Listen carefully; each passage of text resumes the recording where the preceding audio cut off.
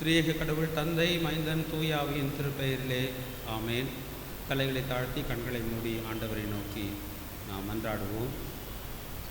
எங்கள் அன்பு நிறைந்த நல்ல ஆண்டவரே, எல்லா நன்மை ஆசீர்வாதங்களுக்கும் ஊற்றும் உறவிடமானவரே, நன்மையான எல்லா ஈவுகளையும் பூரணமான சகல வரங்களையும் தம்முடைய விண்ணகத்திலிருந்து எங்களுக்கு குறைவின்றி நிறைவாய் அனுதினமும் அருளி செய்கின்ற ஆண்டவரே,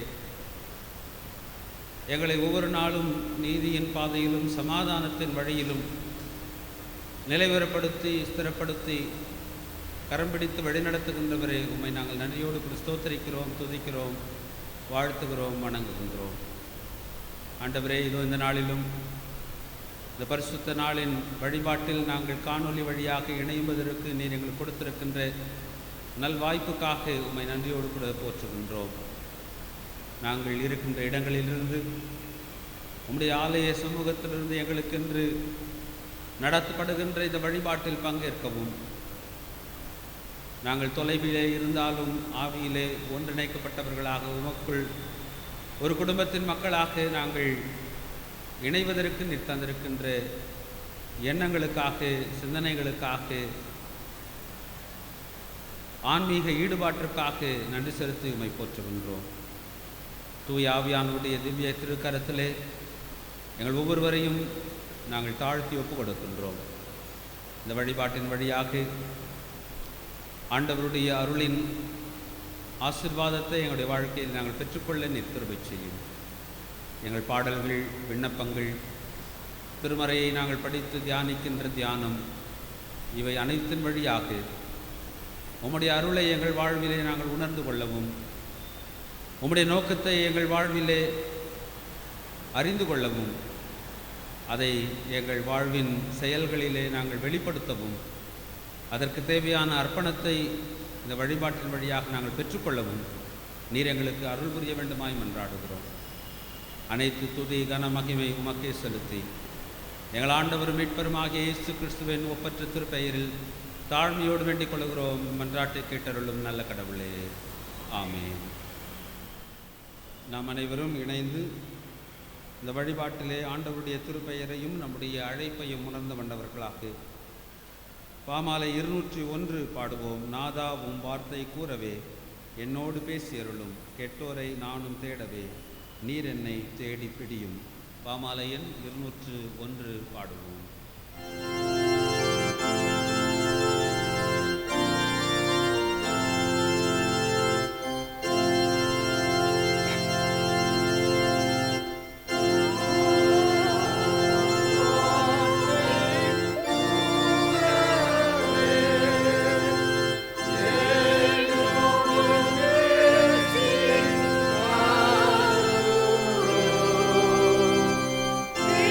Victory now.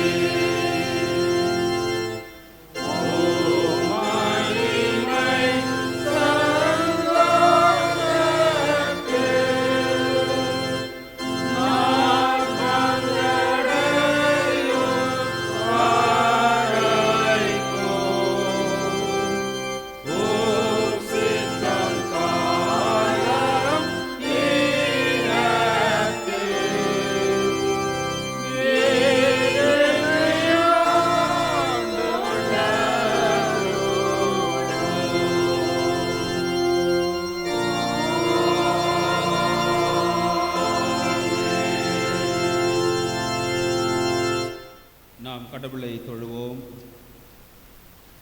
காலை மாலை ஆராதனை முறைமைகளில் இரண்டாம் ஆராதனை முறை. கடவுள் ஆவியாயிருக்கிறார்.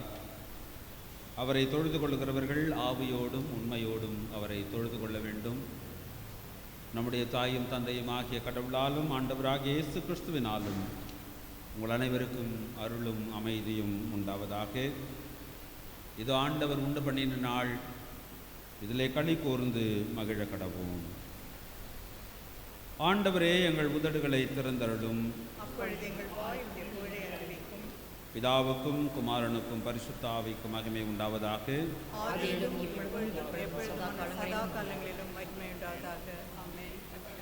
திரியேக கடவுளை போற்றுவோமாக. எங்கள் தந்தையாம் கடவுளே, உமது வல்லமையாலும் ஞானத்தாலும் எல்லாவற்றையும் படைத்து உமது குமாரனை எங்கள் இரட்சகராக தரும்படி உலகத்தில் அன்பு கூர்ந்தீரே, உம்மை போற்றுகிறோம்.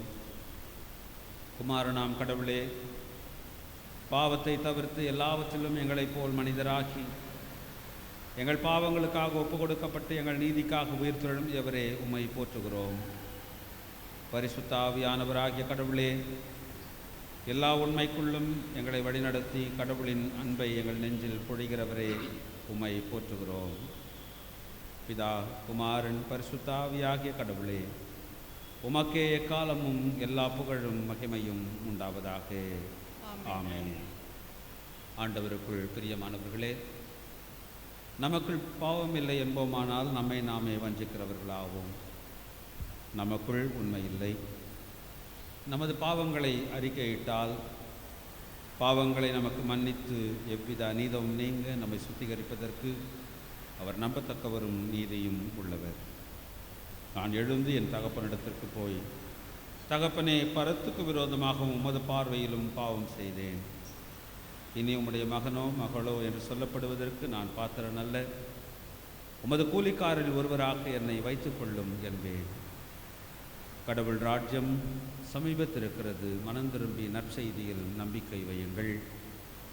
நமது பலவீனங்களுக்காக பரிதபிக்க முடியாத பிரதான ஆசாரியர் நமக்கு இராமல் எல்லா விதத்திலும் நம்மை போல் சோதிக்கப்பட்டும் பாவமில்லாத பிரதான ஆசாரியரே நமக்கு இருக்கிறார். நாம் இருக்கிற இடங்களில் அமைதியாக அமர்ந்தோ அல்லது முழங்காற்படியிட்டோ நம்மை நாமே சோதனை செய்வோமாக.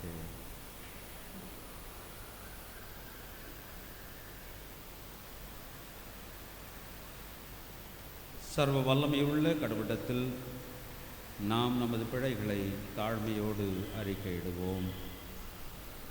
முதலாம் பாவ அறிக்கையின் மன்றாட்டை அனைவரும் இணைந்து ஏறெடுப்போம். சர்வ வல்லமையும் மிகுந்த இரக்கமுள்ள பிதாவே, தப்பிப்போன ஆளுகளைப் போல நாங்கள் இந்த வழிகளை விட்டு வழுவி அலைந்து போனோம். எங்கள் இருதயத்தின் யோசனைகளுக்கும் விருப்பங்களுக்கும் மிகவும் இணங்கி நடந்தோம். மது பரிசுத்த கற்பனைகளுக்கு விரோதமாய் குற்றம் செய்தோம். செய்யத்தக்கவைகளை செய்யாமல் செய்யத்தகாதவைகளை செய்து வந்தோம். எங்களுக்கு சுகமே இல்லை. ஆனாலும் ஆண்டவரே, தேவரீர் எங்கள் ஆண்டவராகிய இயேசு கிறிஸ்துவின் மூலமாய் மனிதருக்கு அருளி செய்த வாக்குத்தத்தங்களின்படியே நிர்வாக்கியமுள்ள குற்றவாளிகளாக எங்களுக்கு இறங்கும். தப்பிதங்களை அறிக்கையிடுகிற எங்கள் மேல் பொறுமையாயிரும். பாவத்து நிமித்தம் துக்கப்படுகிற எங்களை சீர்படுத்தும். மிகவும் இரக்கமுள்ள பிதாவே, உம்முடைய பரிசுத்த நாமத்துக்கு மகிமை உண்டாகும்படி நாங்கள் இனி தெய்வ பக்தியும் நீதியும் தெளிந்த புத்தியும் உள்ளவர்களாய் நடந்து வர இயேசு கிறிஸ்துவின் நிமித்தம் எங்களுக்கு கிருபை செய்தருளும். ஆமென். சர்வ வல்லமையும் மிகுந்த இரக்கமுள்ள ஆண்டவர் மன்னிப்பையும் பாவ நிமித்தியும் நமக்கு கட்டளையிட்டருளி வாழ்க்கையை சீர்படுத்துவதற்கான காலத்தையும் தமது பரிசுத்த ஆவியின் கிருபையையும் தேற்றுதலையும் தந்தருளுவாராக. ஆமென். ஆண்டவரை துதியுங்கள். திருமறை பாடங்கள் படிக்க கேட்போம். முதலாம் திருமறை பாடம். வாசிக்கும்படியாக குறிக்கப்பட்ட முதல் திருமறை பாடம் எசேக்கியேல் 33ஆம் அதிகாரம் வசனங்கள் 1 முதல் 9 முடிய. கடவுள் எசேக்கியேலை காவலாளியாக அமர்த்தல். ஆண்டவரின் வாக்கு எனக்கு அருளப்பட்டது. மானிடா, உன் மக்களிடம் பேசி அவர்களுக்கு சொல், ஒரு நாட்டின் மேல் நான் வாளை கொணரும்போது அந்நாட்டின் மக்கள் தங்கள் நடுவில் இருந்து ஒரு மனிதனை தேர்ந்தெடுத்து அவனை தங்கள் காவலாளியாக ஆக்கியிருக்க அவன் அந்நாட்டின் மேல் வாள் வருவதைக் கண்டு எக்காலம் ஊதி மக்களை எச்சரிக்கை செய்யும்போது, எக்காலத்தின் ஒலியை எவராவது கேட்டும் எச்சரிப்புக்கு செவிகொடாமல் இருக்க வாள் வந்து அவர்களை வீழ்த்தி சென்றால் அவர்கள் தம் இரத்தப்பழியை தாமே சுமப்பர். எக்காலத்தின் ஒலியை கேட்டிருந்தும் அவர்கள் அந்த எச்சரிப்பை பொருட்படுத்தவில்லை. எனவே அவர்கள் தம் இரத்தப்பழியை தாமே சுமப்பர். ஆனால் அந்த காவலாளி வாள் வருவதை கண்டும் எக்காலம் ஊதாமல் இருந்து அதன் மூலம் மக்கள் எச்சரிக்கப்படாமல் இருக்கையில் வாள் வந்து அவர்களுள் எவரையாவது வீழ்த்தும் போது அவர் தம் குற்றத்திலேயே வீழ்த்தப்பட்டிருப்பினும் அவரது இரத்தப்பழியை நான் காவலாளியின் மேல் சுமத்துவேன். அவ்வாறே மானிடா, நான் உன்னை இஸ்ரேல் வீட்டாருக்கும் காவலாளியாக ஏற்படுத்தியுள்ளேன். என் வாயினின்று வரும் வாக்கை கேட்கும் போதெல்லாம் நீ என் பொருட்டு அவர்களை எச்சரிக்க வேண்டும். தீயோரிடம் நான், ஓ தீயோரே, நீங்கள் உறுதியாக சாவீர்கள் என்று சொல்ல அத்தீயோர் தம் வழியிலிருந்து திரும்பும்படி நீ அவர்களை எச்சரிக்காவிடில் அத்தீயோர் தம் குற்றத்திலேயே சாவர். ஆனால் அவர்களது இரத்தப்பழியை உன்மேலேயே சுமத்துவேன். ஆனால் தீயோரை அவர்கள் தம் வழியில் இருந்து திரும்ப வேண்டும் என்று நீ எச்சரித்தும் அவர்கள் தம் வழியில் இருந்து திரும்பாவிட்டால் அவர்கள் தம் குற்றத்திலேயே சாவர். நீயோ உன் உயிரை காத்துக்கொள்வாய் என்பதே. வாசிமுடியாக குறிக்கப்பட்ட முதல் திருமுறை பாடம் வாசித்தாயிற்று. தேவனுக்கே மகிமை உண்டாவதாக. ஆமென். நாம் அனைவரும் எழுந்து நிற்போம். இந்த நாளின் தியானத்துக்கென்று தெரிந்து கொள்ளப்பட்ட நற்செய்தி பகுதி பரிசுத்த யோவான் எழுதின நற்செய்தி நூல் 21ஆம் அதிகாரம் வசனங்கள் 15 முதல் 19 வரை. பரிசுத்த யோவான் எழுதின சுவிசேஷம் 21ஆம் அதிகாரம் வசனங்கள் 15 துவங்கி பொது மொழிபெயர்ப்பிலிருந்து வாசிக்கப்படுகிறது. இயேசுவும் பேதுருவும். அவர்கள் உணவருந்திய பின் இயேசு சீமோன் பேதுருவிடம், யோவானின் மகன் சீமோனே, நீ இவர்களை விட மிகுதியாக என் மீது அன்பு செலுத்துகிறாயா என்று கேட்டார். அவர் இயேசுவிடம், ஆம் ஆண்டவரே, எனக்கு உம்மிடம் அன்பு உண்டு என உமக்கு தெரியுமே என்றார். இயேசு அவரிடம், என் ஆட்டுக்குட்டிகளை பேணி வளர் என்றார். இரண்டாம் முறையாக இயேசு அவரிடம், யோவானின் மகன் சீமோனே, நீ என் மீது அன்பு செலுத்துகிறாயா என்று கேட்டார். அவர் இயேசுவிடம், ஆம் ஆண்டவரே, எனக்கு உம்மிடம் அன்பு உண்டு என உமக்கு தெரியுமே என்றார். இயேசு அவரிடம், என் ஆடுகளை மேய் என்றார். மூன்றாம் முறையாக இயேசு அவரிடம், யோவானின் மகன் சீமோனே, உனக்கு என்னிடம் அன்பு உண்டா என்று கேட்டார். உனக்கு என்னிடம் அன்பு உண்டா என்று இயேசு மூன்றாம் முறை கேட்டதால் பேதுரு துயருற்று அவரிடம், ஆண்டவரே, உமக்கு எல்லாம் தெரியுமே, எனக்கு உம்மீது அன்பு உண்டு என்பது நீர் அறியாத ஒன்றா என்றார். இயேசு அவரிடம், என் ஆடுகளை பேணி வளர் என்றார். நீ இளைஞனாக இருந்தபோது நீயே இடையை கட்டிக்கொண்டு உனக்கு விருப்பமான இடத்தில் நடமாடி வந்தாய். உனக்கு முதிர்ந்த வயதாகும்போது நீ கைகளை விரித்து கொடுப்பாய். வேறொருவர் உன்னை கட்டி உனக்கு விருப்பமில்லாத இடத்திற்கு கூட்டி செல்வார் என உறுதியாக உனக்கு சொல்லுகிறேன் என்றார். பேதுரு எவ்வாறு இறந்து கடவுளை மாட்சிப்படுத்தப் போகிறார் என்பதை குறிப்பிட்டே அவர் இவ்வாறு சொன்னார். இதை சொன்ன பின் பேதுருவிடம், என்னை பின்தொடர் என்றார் என்பதே இன்றைய தியானத்துக்கென்று குறிக்கப்பட்ட வேத பகுதி. நற்செய்தி பாடநூல் வாசித்தாயிற்று. கிறிஸ்துவே உமக்கே ஸ்தோத்திரம் உண்டாவதாக. ஆமென். நாம் தொடர்ந்து கிறிஸ்தவ கீர்த்தனைகளிலே 226வது கீர்த்தனையை பாடுவோம். கீர்த்தனை எண் 226. ஆத்ம ஆதாயம் செய்குவோமே, இது ஆண்டவருக்கு பிரியம், நாம் அதனால் ஆசீர்வாதம் பெறுவோம். கீர்த்தனை 226.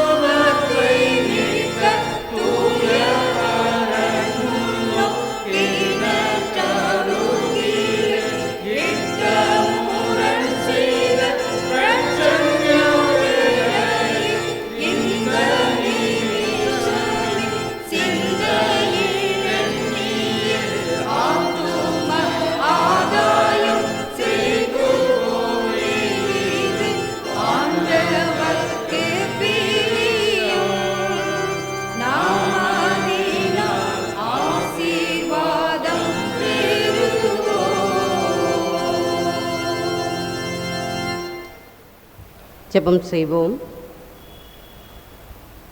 எங்கள் கண்மலையும் மீட்பருமாகிய கர்த்தாவே, என் வாயின் வார்த்தைகளும் இங்குள்ள அனைவரின் இறுதி சிந்தனைகளும் யோசனைகளும் திருமறையை புரிந்து கொள்வதற்கு நாங்கள் எடுத்துக்கொள்கின்ற முயற்சியும் உம்முடைய பார்வையில் ஏற்புடையதாய் இருப்பதாக.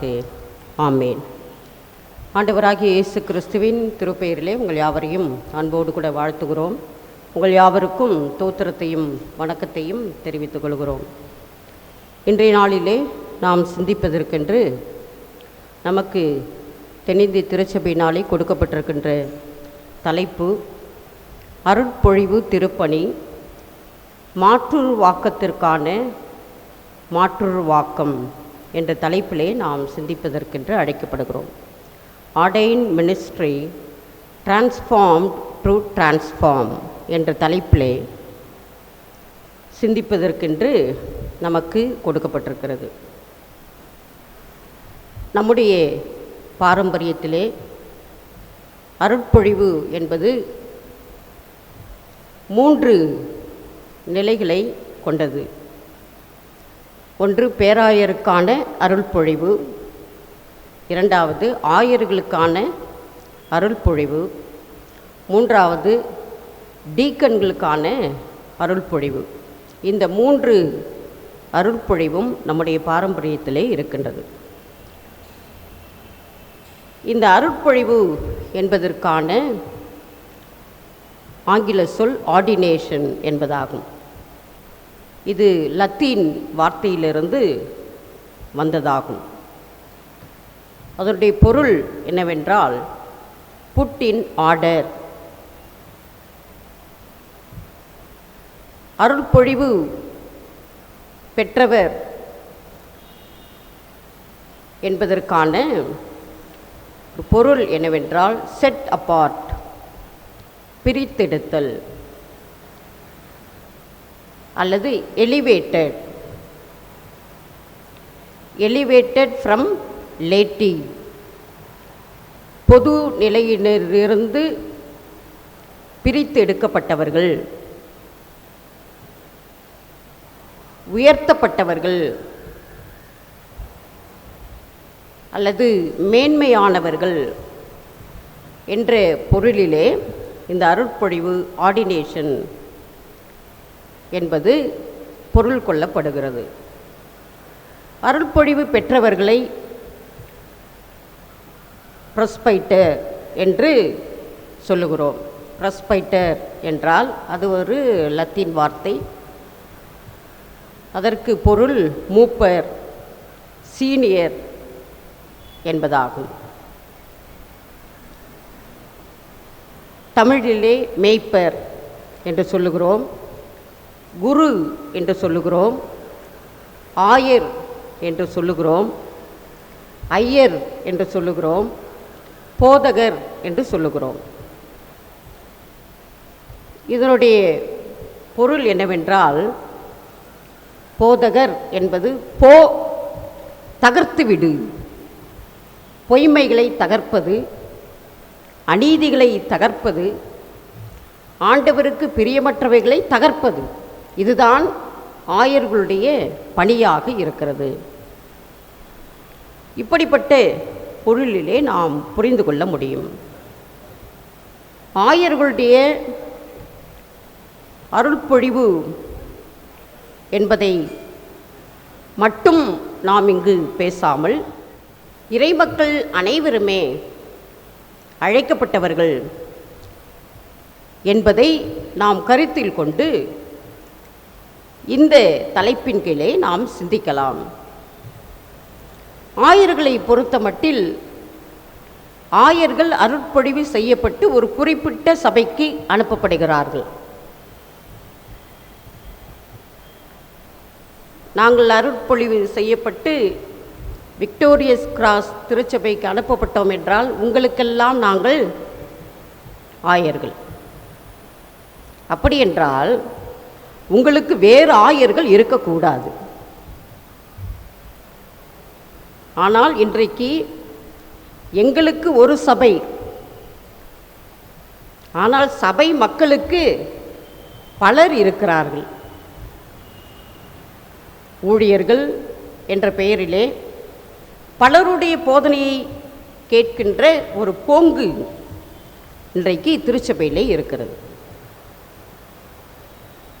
இப்படிப்பட்ட பாரம்பரியமிக்க திருச்சபையில் இருக்கின்ற ஆயர்களை திருமணம், திருமுழுக்கு, சடங்குகள் இவற்றிற்கு மட்டும் பயன்படுத்துகின்ற ஒரு போங்கும் இருக்கிறது.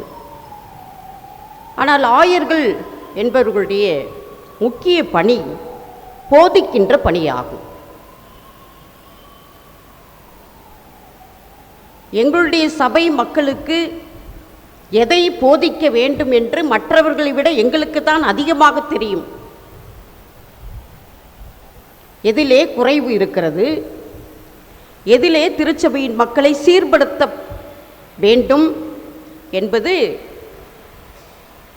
குறிப்பிட்ட சபையின் ஆயர்களுக்கு நன்றாக தெரியும். அப்படி அந்த சபையானது அந்த சபையின் ஆயர்களை மட்டும் சார்ந்து, அவர்களுடைய போதனையை மட்டும் சார்ந்து இருக்கும் பொழுது திருச்சபை குழப்பம் இல்லாமல் போவதற்கான வாய்ப்பு இருக்கிறது. ஆகவே சபை மக்களும் தங்களுடைய பொறுப்பை மிக மிக முக்கியமானதாக கருத வேண்டும். ஆகவே நான் ஆயர்களுக்கான அருட்பொழிவு என்கின்ற நிலைக்குள்ளே மட்டும் செல்லாமல், கடந்த 2 வாரங்களாக திருப்பணி என்பது அனைத்து திருச்சபை மக்களுக்கும் கொடுக்கப்பட்ட ஒரு பணி, அழைக்கப்பட்ட பணி என்பதை குறித்து நாம் சிந்தித்து கொண்டிருக்கிறோம். ஆகவே இந்த அழைக்கப்பட்ட பணி என்பது நாம் அனைவருமே அருட்பொழிவு பெற்ற கடவுளின் திருப்பணியாளர்களாக இருக்கிறோம் என்ற நிலையிலே இந்த தலைப்பை நாம் சிந்திப்போம். அதற்காக நான் தெரிந்து கொண்ட திருமறை பகுதி நற்செய்தி பகுதியாக யோவான் என்பவர் எழுதின நற்செய்தி நூல் 21ஆம் அதிகாரம் 15ஆம் வசனம் துவங்கி 19ஆம் வசனம் வரை உள்ள பகுதியை நாம் தியானிக்கலாம். இந்த அருட்பொழிவு திருப்பணி என்பது குணப்படுத்துகின்ற திருப்பணி,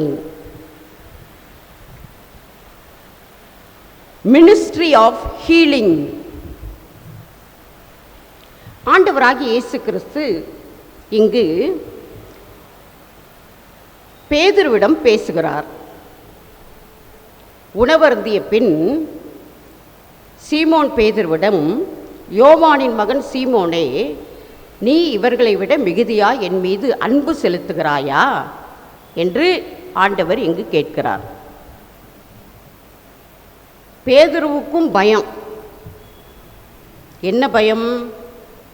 நாம் ஆண்டவரை மறுதலித்திருக்கிறோமே, இப்பொழுது ஒருவரை சந்திக்கிறோம், ஆண்டவர் என்ன சொல்லுவாரோ என்ற பயம். பேதுரு தன்னோடு கூட இருந்த நண்பர்களை அழைத்து கொண்டு மீன் பிடிக்க செல்லுகிறார். மீன் ஒன்றும் கிடைக்கவில்லை. ஆனால் ஆண்டவர் வந்து கரையிலே நின்று வலப்பக்கமாக வலையை போடுங்கள் என்று சொல்லுகிறார். அநேக மீன்களை பிடிக்கிறார்கள். இப்பொழுது கரையிலே நிற்பது ஆண்டவர் என்று பேதுருவுக்கு தெரிகிறது. இப்பொழுது பேதுருவுக்கு பயம். இவர்களெல்லாம் கொண்டு வந்து மீன் பிடிக்க வச்சிட்டியே அப்படின்னு ஆண்டவர் கேட்டுருவாருன்னு பயம். இப்படிப்பட்ட பயந்த சூழலிலே அங்கு சீடர்களோடு பேதுருவும் இயேசுவும் உணவருந்தி முடித்த பின்பு ஆண்டவர் இப்பொழுது உரையாடலை துவக்குகிறார். நீ என்னிடத்திலே அன்பாய் இருக்கிறாயா என்று கேட்கிறார். ஆண்டவராகி இயேசு கிறிஸ்து டைரக்டாகவே கேட்டிருக்கலாம், ஏன்பா என்னை மறுதலிச்சேன்னு. இப்பொழுது எப்படி கேட்கிறார் என்றால், பேதுருவின் மனதை புண்படுத்தாமல் நீ என்னை நேசிக்கிறாயா என்று கேட்கிறார். அப்படின்னா என்ன பொருள்? நீ என்னை நேசித்திருந்தினா காட்டி கொடுத்துருப்பியா? நீ என்னை நேசித்திருந்தாயானால், நீ என்னை அன்பு செய்திருந்தாயானால், என்னை அடித்து துன்புறுத்தும் பொழுது நீ என்னை விட்டு ஓடி இருப்பாயா அப்படின்னு கேட்குற மாதிரி பேதுருவை பார்த்து கேட்கிறார், நீ என்னிடத்திலே அன்பாய் இருக்கிறாயா? பேதுருவை ஆண்டவர் குற்றப்படுத்தவில்லை. பேதுருவை ஆண்டவர் தண்டிக்கவில்லை. பேதுருவை ஆண்டவர் எந்தவிதமான வசை சொற்களாலும் ஒன்றும் சொல்லவில்லை.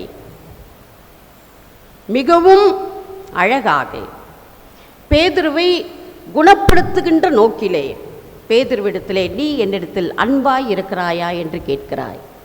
இதை கேட்டவுடனே பேதுரு துயருற்று வேதனையுற்று நான் உன்னை நேசிக்கிறேன் என்று சொல்லுகிறார்.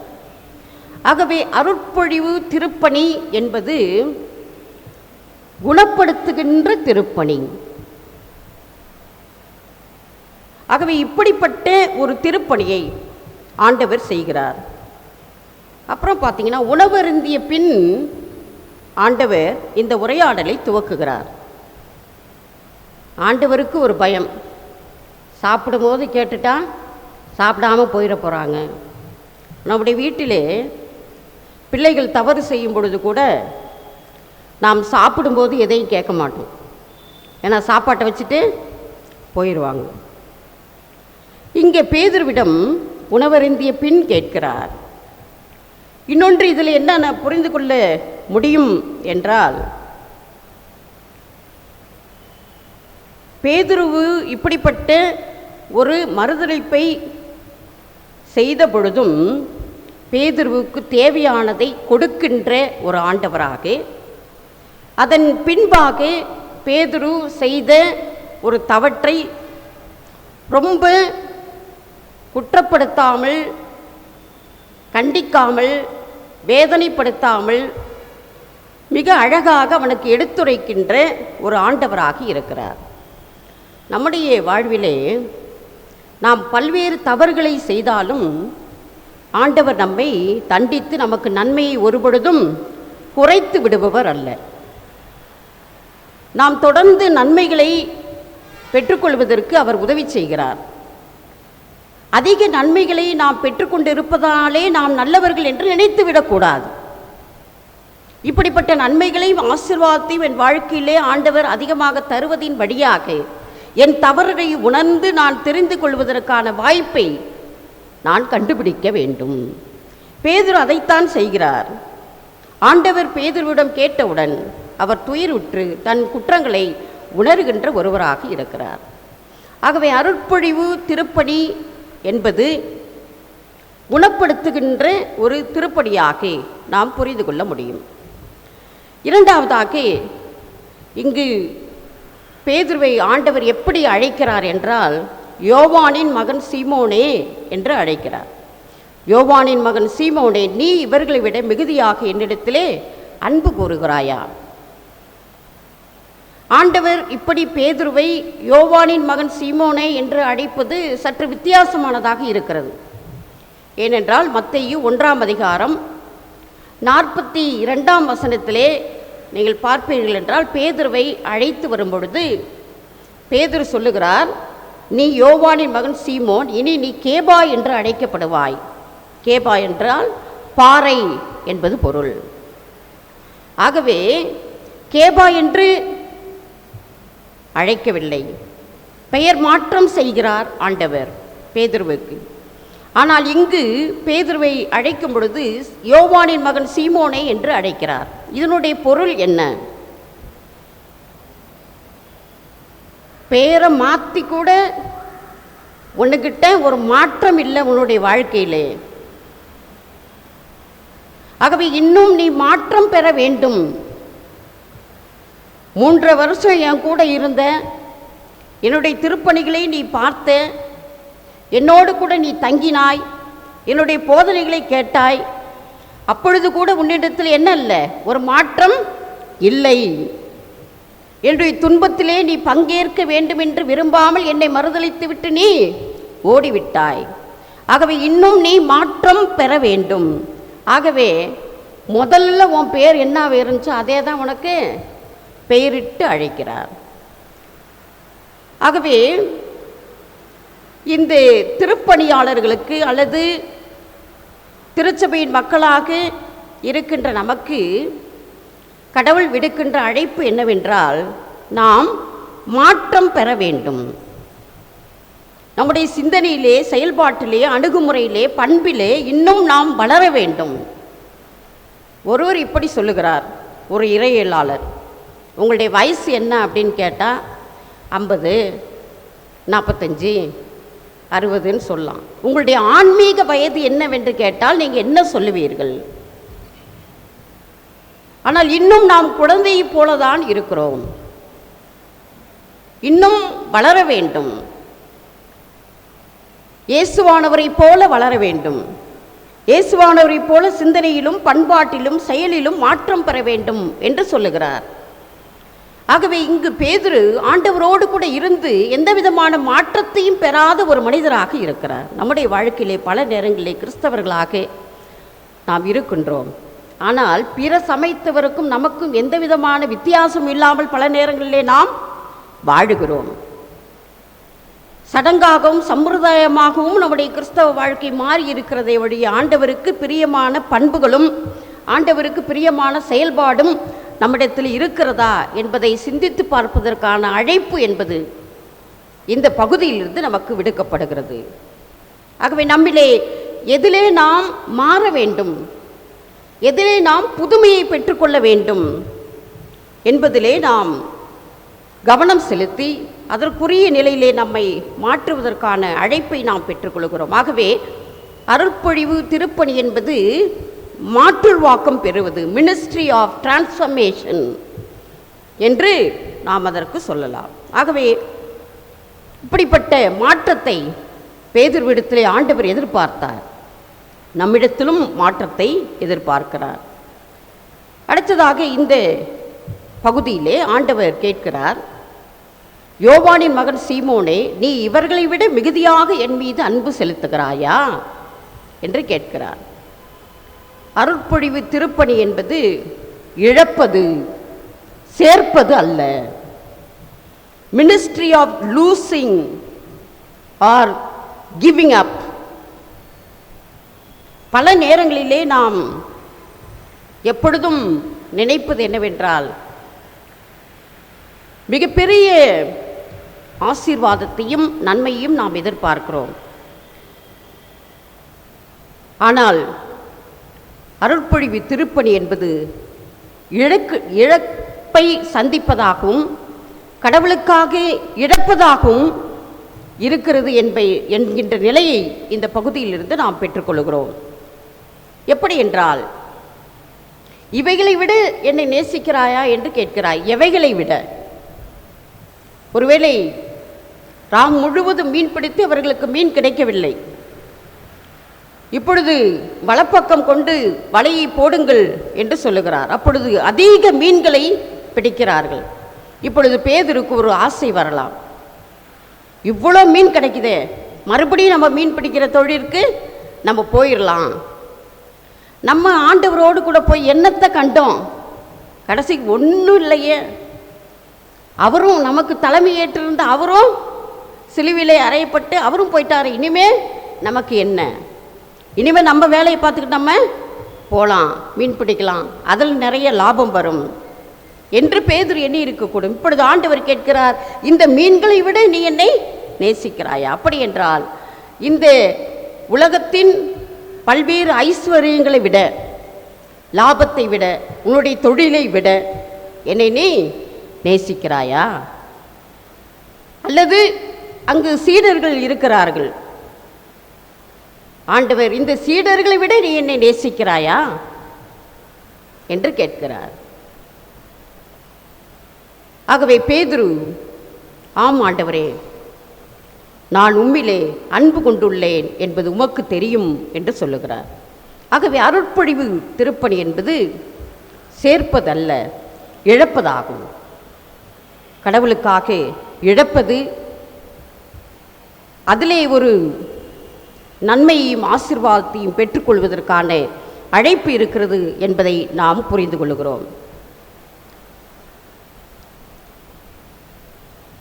சீடர்களை நேசிப்பது அல்லது சீடர்களை விட என்னை நேசிக்கிறாயா என்று ஆண்டவர் கேட்டதிலே, இந்த உறவுகளை விட, இந்த நட்பை விட நீ என்னை நேசிக்கிறாயா?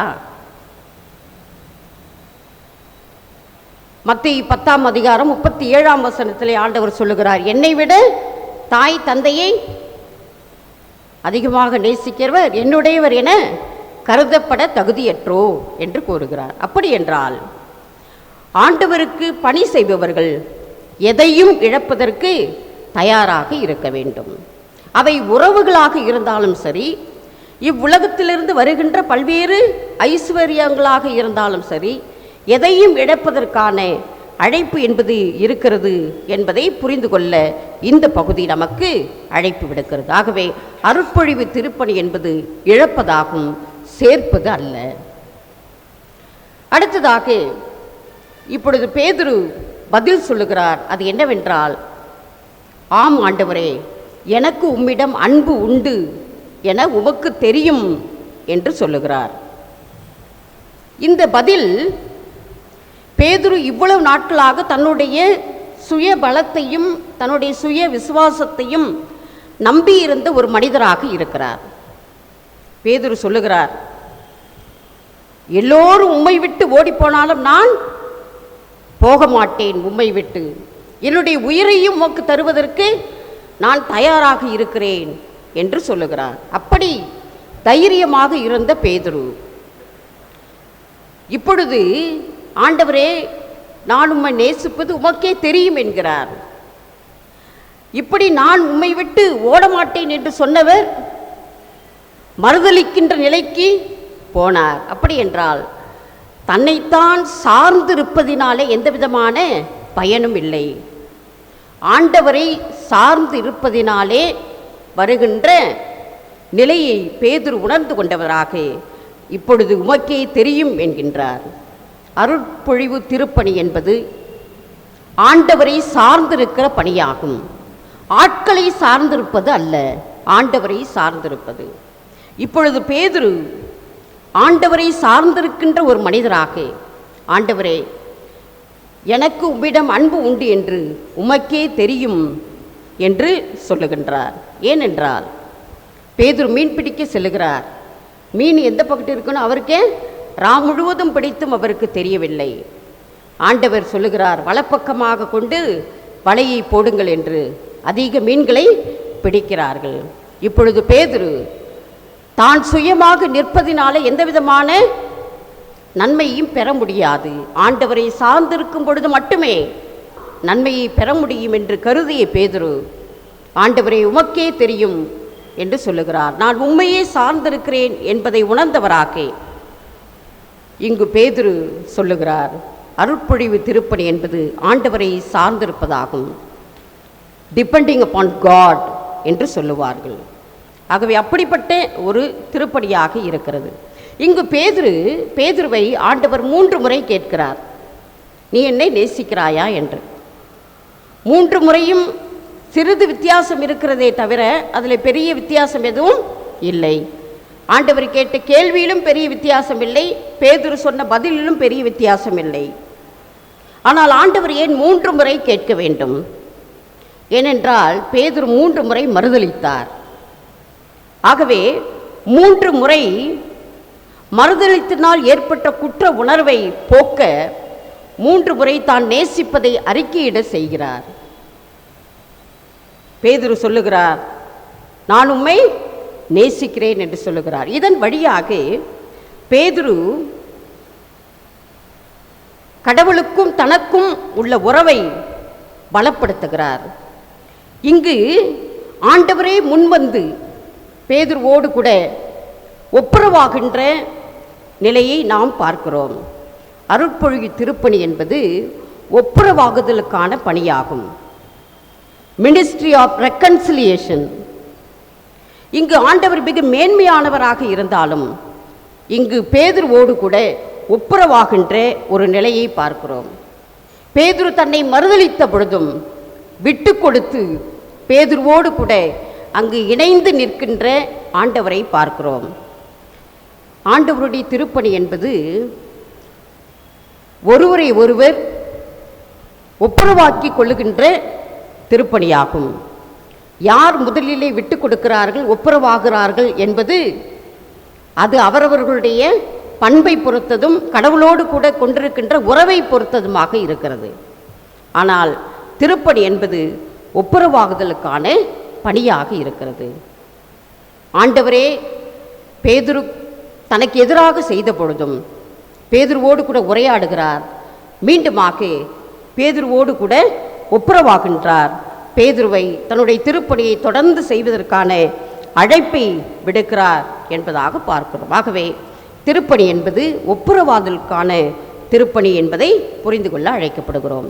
இங்கு ஆண்டவர் பேதுருவிடம் சொல்லுகிறார், என் ஆட்டுக்குட்டிகளை பேணி வளர் என்று சொல்லுகிறார். முதல் தரம் என் ஆட்டுக்குட்டிகளை பேணி வளர்ப்பா என்று சொல்லுகிறார்.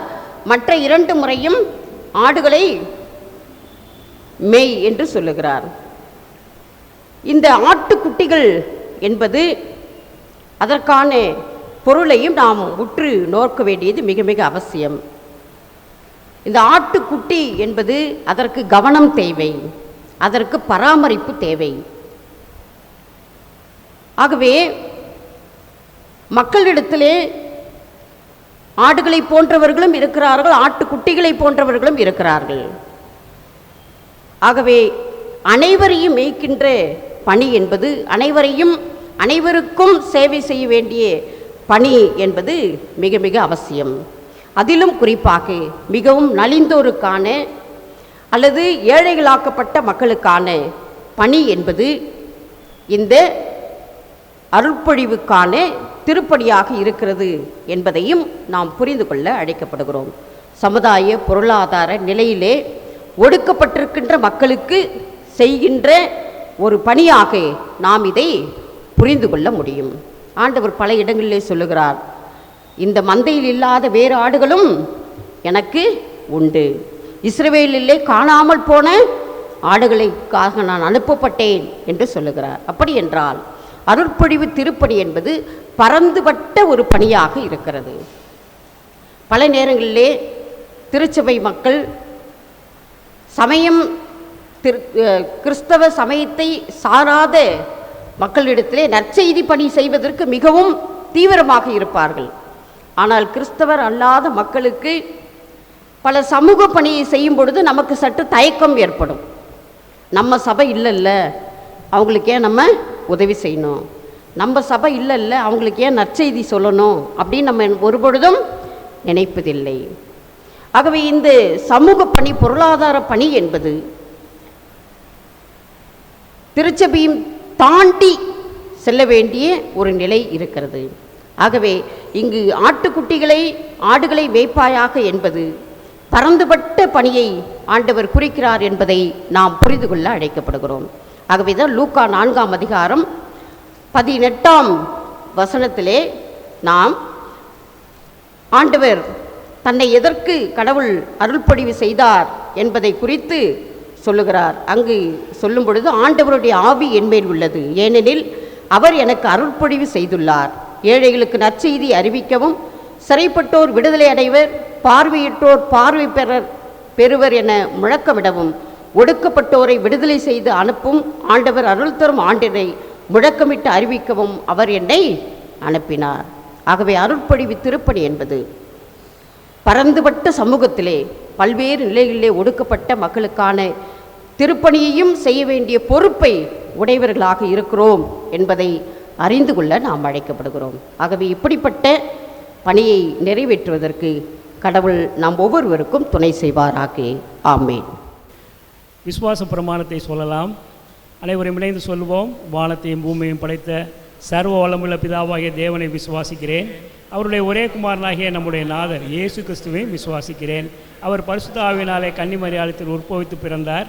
பொந்திய பிலாத்தின் காலத்தில் பாடுபட்டு சிலுவையில் அறிவுண்டு மரித்து அடக்கம் பண்ணப்பட்டு பாதாளத்தில் இறங்கினார். 3ஆம் நாள் மயிர்த்தொழிந்து எழுந்தருளினார். பரமளத்துக்கு ஏறி சர்வ வளமுள்ள பிதாவாகிய தேவனுடைய வலது பாரசில் வீட்டிருக்கிறார். அவ்விடத்திலிருந்து உயிரோரையும் மரித்தோரையும் நியாயம் தீர்க்க வருவார். பரிசுத்த ஆவியும் விசுவாசிக்கிறேன். பொதுவாக இருக்கிற பரிசுத்த சபையும் பரிசுத்தவான் உள்ள ஐக்கியமும் பாவ மன்னிப்பும் சரீரம் உயிர்த்தெழுதலும் நித்திய ஜீவனும் உண்டு என்று விசுவாசிக்கிறேன். ஆமேன். சபைக்குரிய அறிவிப்புகளை நாம் இப்பொழுது அறிவிக்க கேட்போம். ஆண்டவராகிய இயேசு கிறிஸ்து நாமத்தில் காணொளி மூலம் ஆராதனையில் கலந்து கொள்ளும் சபையாருக்கு திருச்சபையின் சார்பாக வாழ்த்துதலை தெரிவித்துக் கொள்கிறோம். CSI Kalyani college of nursing and CSI Kalyani multi speciality ஹாஸ்பிட்டலில் கீழ்கண்ட பயிற்சிக்கான சேர்க்கை விண்ணப்பங்கள் வரவேற்கப்படுகின்றன. Diploma in General Nursing and Midwifery course, duration 3 years, medium of instruction English, eligibility to apply age 17 to 35 years, education qualification +2 passed with any subject with 40% of marks. The course commences on 1st October 2020. BSc Nursing course, duration 4 years, medium of instruction English, eligibility to apply age 17 to 35 years, education qualification +2 passed with science subject with 45% of marks.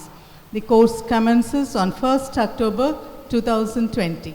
மேலும் விவரங்களுக்கு ஆலய அறிவிப்பு பலகையை பார்க்கவும். நமது ஆலயத்தில் சென்ற கல்வி ஆண்டில் 10வது மற்றும் 12வது வகுப்பு தேர்வுகளில் முதல் 3 இடத்தை பெற்ற மாணவ மாணவியருக்கு மெரிட் பிரைஸ் வழங்கப்படும் மற்றும் 60 விழுக்காடு மதிப்பெண்கள் பெற்ற மாணவர்களுக்கு ஆலயத்திலிருந்து பிரைஸ் வழங்கப்படும். இதற்கான விண்ணப்ப படிவத்தை ஆலயத்தில் பெற்று விண்ணப்ப படிவத்துடன் மதிப்பெண்கள் பட்டியலின் நகலையும் இணைத்து ஆலய அலுவலகத்தில் சேர்ப்பிக்குமாறு கேட்டுக்கொள்ளப்படுகிறீர்கள். பூர்த்தி செய்த விண்ணப்பங்கள் பெற கடைசி நாள் 31/8/2020. சந்தா கவர், சுய வெறுப்பு உண்டியல் மற்றும் பொதுவான காணிக்கை கொடுப்பவர்கள் ஆலய அலுவலகத்தில் காலை 10 மணி முதல் மாலை 5 மணி வரை கொடுக்கலாம் மற்றும் சந்தா கவர் பெற்றுக்கொள்ளாதவர்கள் வாங்கிக் கொள்ளலாம் என்பதையும் தெரிவித்துக் கொள்கிறோம். மார்ச் மாதம் சந்தா நிலுவை உள்ளவர்கள் உடனடியாக செலுத்தும்படி கேட்டுக்கொள்கிறோம். மேலும் நேரில் வர இயலாதவர்கள் மணி ஆர்டர் மூலமாகவோ அல்லது காசோலைகளை தபால் வழியிலோ செலுத்தலாம் என்பதை தெரிவித்துக் கொள்கிறோம். தொலைபேசி, அலைபேசி எண்கள் மற்றும் வீட்டு விலாசம் ஏதேனும் மாற்றம் இருப்பின் சபையார் ஆலய அலுவலகத்தில் தெரிவிக்கும்படி கேட்டுக்கொள்ளப்படுகிறீர்கள். ஆலய அறுப்பின் பண்டிகை மற்றும் இதர நாட்களில் ஏலம் எடுத்து இன்னும் நிலுவை வைத்திருப்பவர்கள் சீக்கிரமாக நிலுவையை செலுத்தும்படி அன்போடு கேட்டுக்கொள்ளப்படுகிறீர்கள். இந்த வாரத்தில் தங்கள் பிறந்தநாளை கொண்டாடும் சபையார் பெயர்கள் பின்வருமாறு: birthdays 26th July Mr. Naveen Michael, Mr. D. Jebamani, Mr. T. Jnanaprakasam, Mr. Samuel Pravin, Mrs. J. Pushparani, Dr. Babu G. Benjamin, Mrs. P.T. Flory Hemavati, Master J. Johan Pennell. 27th July Miss T. Priyadashni, Miss Sunita Wilson, Mr. R. Alexander, Mr. R. Purushothaman Daniel, Mr. S. Rajaratnam Samson, Mr. M. Anthony Judith Anand, Mrs. Lalita Joseph, Mrs. C. Rajam, Mr. S. Bhaskaran, Mr. Samuel Danraj, Mr. K. Ramesh Kumar. 28th July Mr. D. A. Pushpakaran, Mr. V. Prabhakara Raja, Mr. A. Fanuel Raj, Miss S. Shalini. 29th July Mrs. Shakila Sampath, Mr. N. Edward Samraj, Mrs. Vanitha Michael, Mr. Kiran Raj, Mr. S. Abhinash, Mr. J. Ebenezer, Dr. Mrs. Pratibha. 30th July Mr. D. Mrinal Dev, Miss Sadhana Rebecca Chitti, Mr. D. Robinson, Mr. K. Samuel, Mr. Moses. 31st July Miss J. Punmani, Mr. M. Joshua, Mrs. B. Victoria Maharani, Mr. C. David Jayakumar, Mr. Prabhakar Samraj, Mrs. R. Udaya, Baby Shine Grace, Dr. S. Trifina. 1st August Mr. D. Anburaj, Mrs. N. Navanidam, Mrs. Pamela, Mrs. Nesamani Manuel, Mr. A. Kingston Samuel, Mrs. Sarala Devakumar, Mrs. M. Malliga, Mrs. J. Radhi Mary, Mrs. Jamila Rani, Mrs. R. Mercy Shantakumari, Mr. E. Jeeva. இந்த வாரத்தில் தங்கள் பிறந்த நாளை கொண்டாடும் சபையாரை ஆண்டவராகிய இயேசு கிறிஸ்து நாமத்தில் வாழ்த்துகிறோம். திருமண அறிவிப்பு.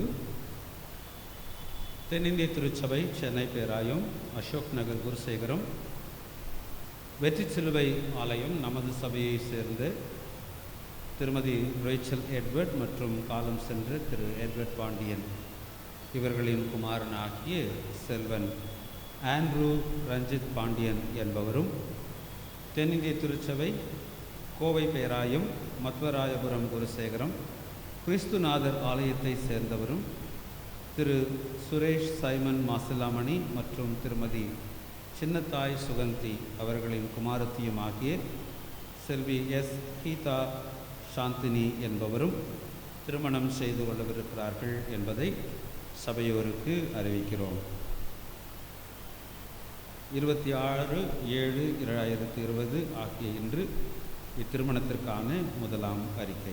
இவர்களின் தூய நிலையில் ஒன்றாக இணையக்கூடாத நியாயமான காரணம் தடை ஏதேனும் இருப்பின் அதை எழுத்து மூலம் இத்திருச்சபையின் ஆயருக்கு தெரிவிக்க வேண்டும். ஜெபம் செய்வோம். திருமணத்திலே இணைக்கப்பட நாடுகின்ற இந்த பிள்ளைகளுக்காக ஆண்டவரிடத்திலே மன்றாடுவோம். எங்கள் அன்பு நிறைந்த நல்ல ஆண்டவரே, திருமணமாகிய ஈவனை மனுக்குலத்திற்கு கொடுத்து அதனை தம்முடைய ஆசீர்வாதங்களால் ஆசீர்வதித்து தூய்மைப்படுத்துகிறவரே, இப்பொழுதும் திருமணத்தில் ஒன்றாக இணைக்கப்பட நாடுகின்ற இந்த அருமையான நம்முடைய பிள்ளைகளுக்காக வேண்டிக் கொள்ளுகிறோம். தேவரீர் உமது ஆசீர்வாதத்தை இவர்களில் பொழிந்தருளும். திருமணம் என்கின்ற தூய ஐக்கியத்திற்குள் இணைவதற்கு இவர்களை நீரே ஆயத்தப்படுத்த வேண்டும் என்று மன்றாடுகிறோம். இத்திருமண பந்தத்தில் இணைகின்ற இவர்கள் தங்கள் வாழ்நாள் முழுவதும் அன்பிலும் ஆதரவிலும் ஆண்டவருக்கு மகிமையாக கிறிஸ்தவ சாட்சியை காத்து கொள்ளுகின்ற பிள்ளைகளாக வாழ்வதற்கு இவர்களுக்கு நீர் வழிகாட்டியருளும். இந்த நன்மைகள் எல்லாவற்றையும் எங்கள் ஆண்டவராகிய இயேசு கிறிஸ்துவின் வழியாகவே வேண்டிக் கொள்கிறோம். ஆமேன். கிறிஸ்துவுக்குள் பிரியமானவர்களே, உங்கள் யாவரையும் அன்போடு கூட வாழ்த்துகிறோம். ஒரு சில அறிவிப்புகளை நினைவூட்ட விரும்புகின்றேன். காணிக்கைகளை படைக்க விரும்புகின்றவர்கள் நீங்கள் ஆலயத்திலே ஆலய அலுவலகத்தின் நேரங்களிலே வந்து படைக்கும்படியாக நீங்கள் கேட்டுக்கொள்ளப்படுகின்றீர்கள்.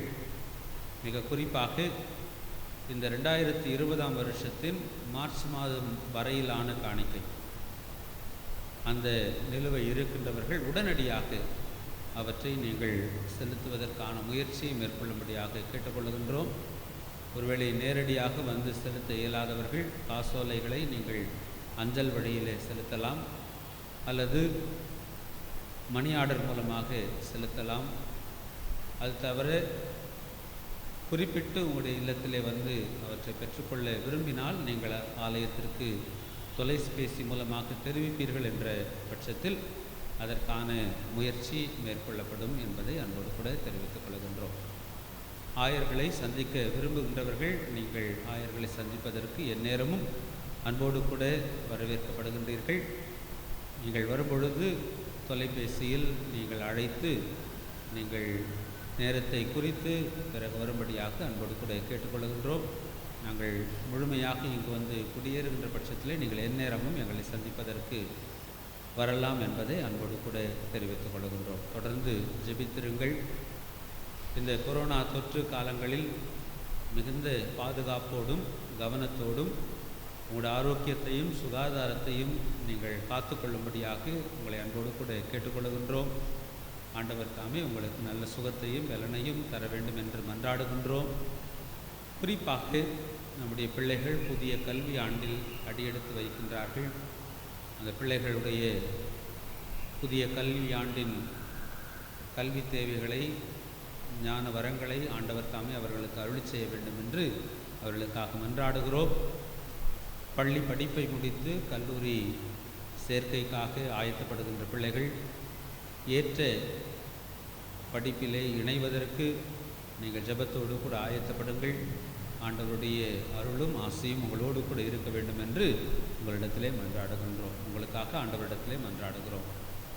+2 தேர்வு மற்றும் 10ஆம் வகுப்பு பொதுத் தேர்வுகளிலே முதன்மையான மதிப்பெண்களை பெற்ற பிள்ளைகளுக்கு திருச்சபையின் சார்பில் பரிசுகள் வழங்குவது வழக்கம். எனவே அதற்கான விண்ணப்பங்கள் ஆயத்தமாக இருக்கின்றன. நீங்கள் அவற்றை பெற்று உங்களுடைய மார்க் லிஸ்ட் அவற்றினுடைய நகலை இணைத்து நீங்கள் சமர்ப்பிக்கும்படியாக உங்களை அன்போடு கூட கேட்டுக்கொள்கிறோம். ஆண்டவர் உங்கள் ஒவ்வொருவரையும் ஆசீர்வதிப்பாராக. அன்பிற்குரியோரே, இந்த வழிபாட்டில் ஒரு சிறப்பு நிகழ்வாக நம்முடைய திருச்சபையின் இளம் பாடகர் குழுவினர் ஒரு சிறப்பு பாடலை நமக்கு பாடவிருக்கின்றார்கள்.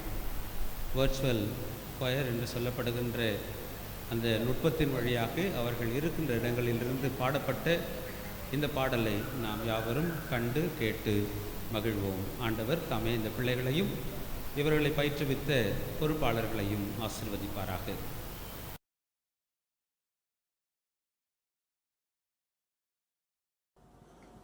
Welcome everybody. The psalmist says, "Give thanks to the Lord, for He is good. His love endures forever." We are the kids of the junior choir. Love to sing praises to Jesus. But we can't be together right now. That is why we join all our voices together to make a beautiful song of praise. Come and join us as we praise the Lord together.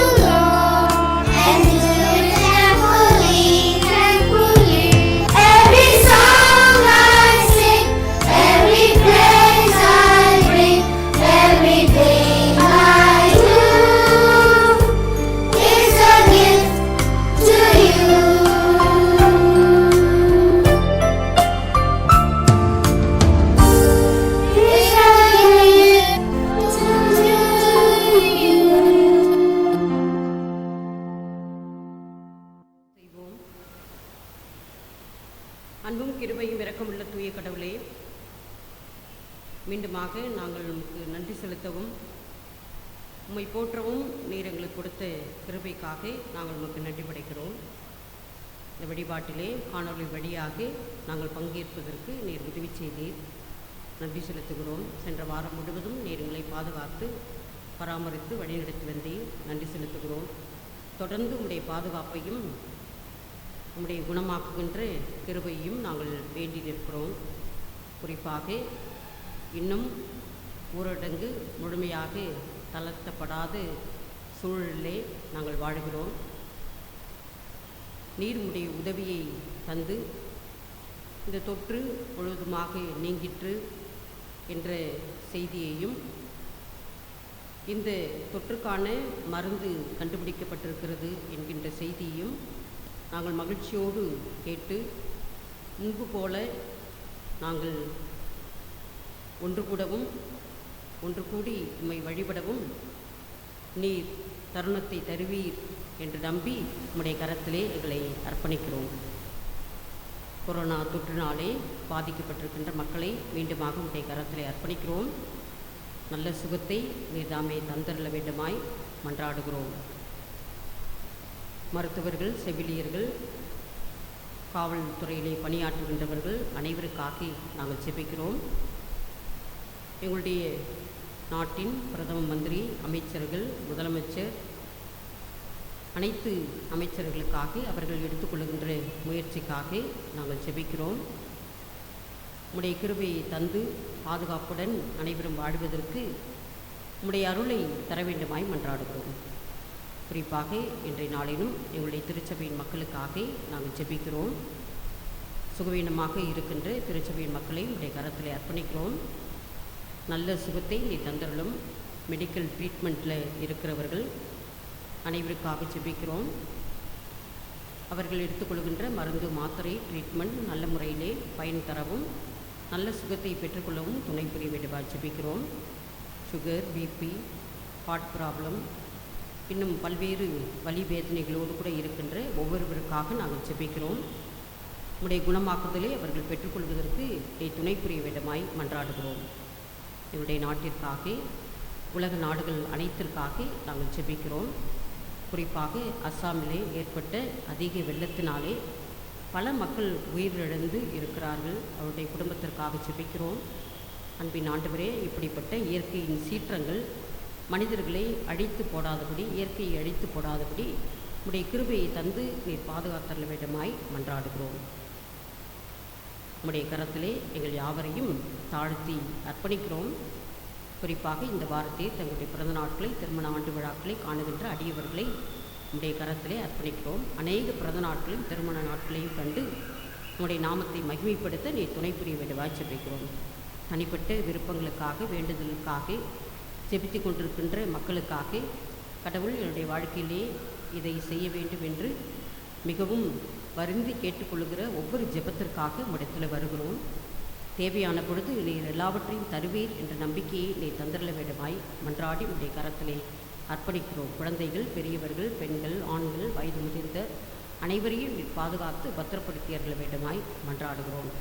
உழைப்பதற்கு வாய்ப்பின்றி ஏழைகளாக்கப்பட்டு இருக்கின்ற மக்கள், வறுமையிலே இருக்கின்ற மக்கள், அவர்களுக்காக நாங்கள் ஜெபிக்கிறோம். குறிப்பாக இந்த நாட்களிலே தங்களுடைய வாழ்வாதாரத்தையும் தங்களுக்கு தேவையான உணவு, உடை இவற்றை பெற்றுக்கொள்வதற்கு உங்களுடைய கிருபையை நீ தந்திரல வேண்டுமாய் மன்றாடுகிறோம்.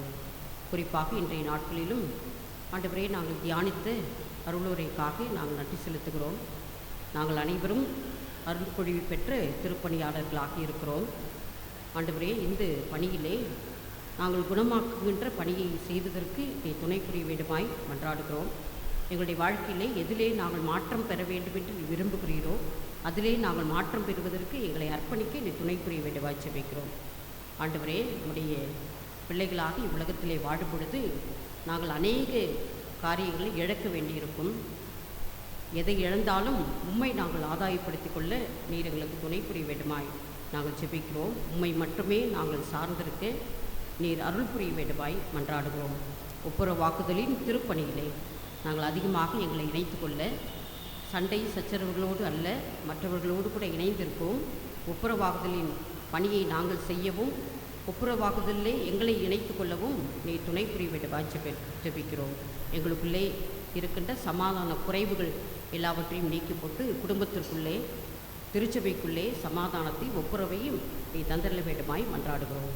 ஆண்டவரே, கிறிஸ்தவர்களாக அழைக்கப்பட்ட எங்களுடைய திருப்பணி எங்களுடைய மக்களுக்கான திருப்பணி மட்டுமல்ல, இவ்வுலகத்திலே பல்வேறு நிலைகளிலே பாதிக்கப்பட்டிருக்கின்ற மக்களுக்காக நாங்கள் செய்ய வேண்டிய பணி அநேகம் இருக்கிறது என்பதை உணர்ந்து முழு திருச்சபையாக அதற்கென்று எங்களை அர்ப்பணிக்க நீ துணை புரிய வேண்டுமாய் ஜெபிக்கிறோம். இந்த கொரோனா காலத்திலே மற்றவர்களுக்கு நாங்கள் பணி செய்வதற்கு, பொருட்களை பகிர்ந்தளிப்பதற்கு நீர் திருச்சபைக்கு கொடுத்த வாய்ப்புக்காக நன்றி செலுத்துகிறோம். தொடர்ந்து தேவையுள்ள மக்களுக்கு எங்களை அர்ப்பணிப்பதின் வழியாக ஆண்டவரைப் போலவே உலகத்தில் நாங்கள் வாடுகின்ற மக்களாக நிலைத்திருக்க துணை புரியும். எங்கள் யாவரையும் தாழ்த்தி உடைய கரத்திலே அர்ப்பணிக்கிறோம். தொடர்ந்து காத்துக்கொள்ள வழி நடத்தும். இயேசுவின் மூலம் வேண்டுகிறோம் நல்ல கடவுளே, ஆமென். அனைவரும் சேர்ந்து சொல்லுவோம். பரமண்டலங்கள் பிதாவே, உடைய நாமம் பரிசுத்தப்படுவதாக, உடைய ராஜ்யம் வருவதாக, உடைய சித்தம் பரமண்டலத்திலே செய்யப்படுவது போல பூமியிலேயும் செய்யப்படுவதாக. அன்றொன்றில் அப்பத்தை எங்களுக்கு இன்று தாரும். குற்றம் செய்களை மன்னிக்கிறது போல எங்கள் குற்றங்களை எங்களுக்கு மன்னியும். எங்களை சோதனைக்குள் பிரவேசிக்க பண்ணாமல் தீமையிலிருந்து காத்துக்கொள்ளும். ராஜ்யம் வல்லமை மகிமையும் என்றென்றைக்கும் வடிவமே. ஆமாம். ஆண்டவருடைய கிருபையுள்ள பாதுகாப்புக்கும் பராமரிப்புக்கும் வழிநடத்தலுக்கும் நம்மை ஒப்புக் கொடுப்போம். நம்முடைய ஆண்டவராகிய இயேசு கிறிஸ்துவின் கிருபையும் கடவுளுடைய அன்பும் தூய ஆவியானுடைய ஐக்கியமும் என்றும் என்றும் சதா காலமும் நம் அனைவரோடும் நின்று நிலைத்திருப்பதாக.